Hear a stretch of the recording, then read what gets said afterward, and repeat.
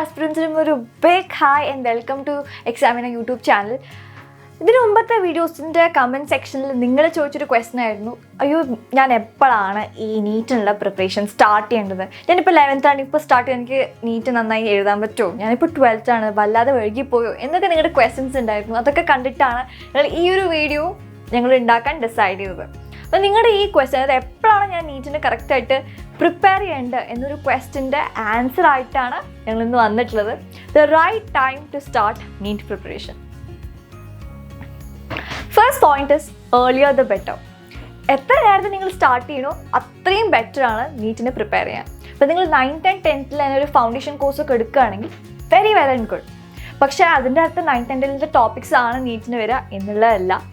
11th and 12th NCERT based ആണ് നമ്മുടെ NEET exam. പക്ഷേ നിങ്ങൾ 9th and 10th തന്നെ നിങ്ങൾ അതിനൊരു പ്രാക്ടീസ് ചെയ്യാൻ തുടങ്ങിക്കഴിഞ്ഞാൽ 11th വരുമ്പോൾ ഈ പെട്ടെന്ന് ഇത്രയും കണ്ടൻറ്റൊക്കെ കാണുമ്പോൾ നിങ്ങൾ പേടിക്കില്ല. ഓൾറെഡി നിങ്ങൾ കുറച്ച് അഡ്ജസ്റ്റ് ആയിട്ടുണ്ടാവും. ആ ഒരു പോർഷൻ്റെ എത്ര വാസ്റ്റാണ് പോർഷൻ, എത്ര ടഫാണ് എന്നൊക്കെ നിങ്ങൾക്ക് ഓൾറെഡി അറിയാം. പോർഷൻ അത്ര ടഫല്ല എന്നാലും നിങ്ങൾക്ക് പെട്ടെന്ന് കാണുമ്പോൾ ഒരു പേടി ഉണ്ടാവും. ആ പേടി നിങ്ങൾ ആദ്യം തന്നെ സ്റ്റാർട്ട് ചെയ്ത് കഴിഞ്ഞാൽ അത് ഉണ്ടാവില്ല. So earlier the better. അത് വിചാരിച്ചിട്ട് നിങ്ങൾ 11th സ്റ്റാർട്ട് ചെയ്തു, ഞാൻ വൈകിപ്പോയോ? നിങ്ങൾ വൈകിട്ടൊന്നുമില്ല. 11th is the right time. എപ്പോൾ സ്റ്റാർട്ട് ചെയ്താലും തുടങ്ങുന്ന ആ സമയം തൊട്ട് നല്ല ഫോക്കസ്ഡ് ആയിട്ട് ഫുൾ കോൺസെൻട്രേഷനിലൂടെ ഇരുന്ന് പഠിക്കുക. അപ്പോൾ നിങ്ങൾ 11th സ്റ്റാർട്ട് ചെയ്താലും no issues, 12th no issues. Crash course എടുക്കണം, അതും പ്രോബ്ലം ഇല്ല. എപ്പോൾ തുടങ്ങിയാലും തുടങ്ങുന്ന ആ സമയം തൊട്ട് കോൺസെൻട്രേറ്റ് ആയിട്ട് പഠിക്കുക. So earlier the better.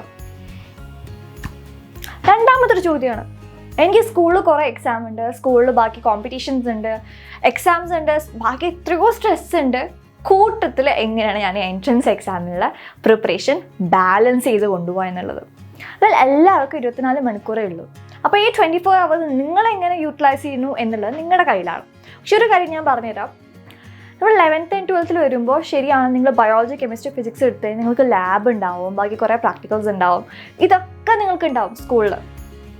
പക്ഷേ നിങ്ങൾ സ്കൂളിൽ പഠിക്കുന്ന ഇതേ സിലബസ് ആണല്ലോ നിങ്ങൾക്ക് എൻട്രൻസിനുള്ളത്.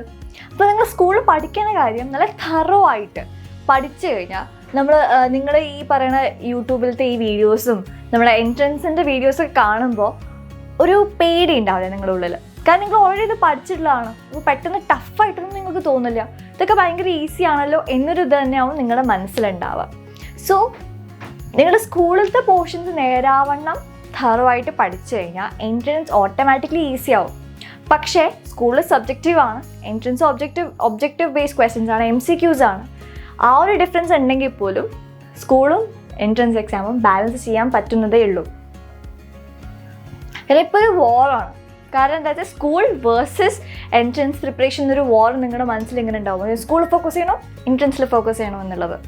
സ്കൂളിലും ഫോക്കസ് ചെയ്യാം, എൻട്രൻസിലും ഫോക്കസ് ചെയ്യാം.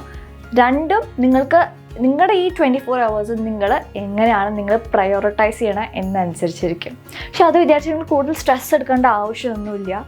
കാരണം നിങ്ങൾക്ക് സമയമുണ്ട്. ആ സമയം നിങ്ങൾ എങ്ങനെയാണ് യൂട്ടിലൈസ് ചെയ്താൽ മാത്രം മതി. Aim for the first time. ഇത് വളരെ ഇമ്പോർട്ടൻ്റ് ആയിട്ടുള്ളൊരു കാര്യമാണ്. പൊതുവേ എൻട്രൻസിന് പ്രിപ്പയർ ചെയ്യുന്ന കുട്ടികൾ 11th വന്നു, 11th സ്റ്റാർട്ട് ചെയ്തു, എൻട്രൻസിൻ്റെ കോച്ചിങ്ങും നിങ്ങൾ കൂടെ സ്റ്റാർട്ട് ചെയ്തു. അപ്പോൾ നിങ്ങൾ വിചാരിക്കും, അയ്യോ ഇത് ഭയങ്കര ടഫാണല്ലോ, ഇത്രയും കാര്യം എനിക്ക് എൻട്രൻസിൽ പഠിക്കാനുണ്ട്, അതിൻ്റെ കൂട്ടത്തിൽ എനിക്ക് സ്കൂളിലത്തെയും പഠിക്കാനുണ്ട്, എങ്ങനെ ഇത് രണ്ടും കൂടി മാനേജ് ചെയ്യുക എന്നുള്ളത്. വെൽ, പ്രശ്നമൊന്നുമില്ല. ഇതിനു മുമ്പ് ഞാൻ പറഞ്ഞ കാര്യം മാനേജ് ചെയ്യാവുന്നതേ ഉള്ളൂ. പക്ഷേ in case you can do it, നിങ്ങൾ വിചാരിക്കും ഓക്കെ ഞാൻ 12th കുറച്ചുകൂടി ഫോക്കസ് ചെയ്യാം.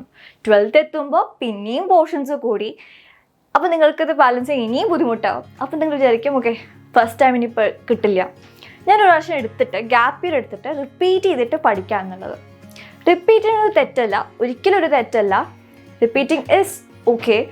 പക്ഷേ നിങ്ങൾ ഫസ്റ്റ് ടൈം നീറ്റ് എഴുതുന്ന സമയത്ത് അയ്യോ ഞാൻ റിപ്പീറ്റ് ചെയ്യാമല്ലോ എന്നൊരു മനസ്സിൽ ഒരു ധാരണ ഉണ്ടെങ്കിൽ അത് നിങ്ങളെ നെഗറ്റീവ്ലി ഇഫക്റ്റ് ചെയ്യും. ഫസ്റ്റ് ടൈം എഴുതുമ്പോൾ എനിക്ക് ഇപ്രാവശ്യം തന്നെ കിട്ടണം എന്നൊരു മൈൻഡ് സെറ്റ് വെച്ചിട്ട് വേണം നിങ്ങൾ ഫസ്റ്റ് ടൈം പ്രിപ്പയർ ചെയ്യാൻ വേണ്ടിയിട്ട്. കിട്ടിയാൽ well and good, oh congratulations. കിട്ടിയിട്ടില്ലെങ്കിൽ അപ്പോൾ നിങ്ങൾ സെക്കൻഡ് ടൈമിനെ പറ്റി ആലോചിക്കുക. ആദ്യമേ നിങ്ങൾ ഒരു സെക്കൻഡ് ഓപ്ഷൻ ഉണ്ടല്ലോ എന്നൊരു ഓപ്ഷൻ വെച്ചിട്ട് നിങ്ങൾ ഇരിക്കുകയാണെങ്കിൽ അത് നിങ്ങളുടെ പഠിത്തത്തിൽ നിങ്ങളെ എഫക്റ്റ് ചെയ്യും. അത് വളരെ നെഗറ്റീവ്ലി ആണ് അത് ഇമ്പാക്റ്റ് ചെയ്യുക. സോ ഫസ്റ്റ് ടൈം കിട്ടണം എന്നൊരു എയിം വെച്ചിട്ട് നിങ്ങൾ പോവുക. കിട്ടിയിട്ടില്ലെങ്കിൽ you can definitely take a year gap and study again. പക്ഷേ ഈ പ്രാവശ്യം പഠിക്കുന്ന സമയത്ത് നിങ്ങൾ ആദ്യം ചെയ്ത മിസ്റ്റേക്സ് അനലൈസ് ചെയ്ത് അതിൻ്റെ കറക്റ്റ് ചെയ്യേണ്ട സമയമാണ് ഈ പറയുന്ന ഒരു വർഷം, റിപ്പീറ്റ് ചെയ്യണ ആ ഒരു വർഷം. അപ്പോൾ അത് നിങ്ങളുടെ മനസ്സിലുണ്ടാവണം. കാരണം ഒരു 2 വർഷം ഒന്നും പഠിക്കാണ്ട് നിങ്ങളൊരു വർഷം റിപ്പീറ്റ് ചെയ്യുമ്പോൾ നിങ്ങൾ കംപ്ലീറ്റ്ലി ബ്ലാങ്ക് ആയിട്ടാണ് നിങ്ങൾ ഇരിക്കുന്നുണ്ടാവുക.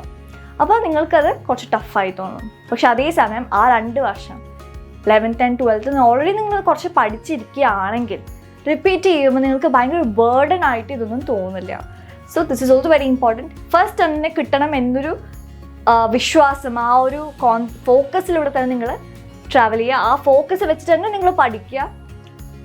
കിട്ടിയിട്ടില്ലെങ്കിൽ യു ക്യാൻ ഡെഫിനറ്റ്ലി റിപ്പീറ്റ്. പക്ഷേ എന്നാലും ഈ ഒരു കാര്യം നിങ്ങളുടെ മനസ്സിൽ എപ്പോഴും ഉണ്ടാവണം. So all the very best to everyone. And ഈ വീഡിയോ ലൈക്ക് ചെയ്യുക, സബ്സ്ക്രൈബ് ചെയ്യുക. നിങ്ങൾക്ക് ഇനിയും ഡൗട്ട്സ് ഉണ്ടെങ്കിൽ അതൊക്കെ കമൻറ്റ് സെക്ഷനിൽ മെൻഷൻ ചെയ്യുക. ഞങ്ങൾ ഇനി നല്ല വീഡിയോസായിട്ട് വരുന്നതായിരിക്കും.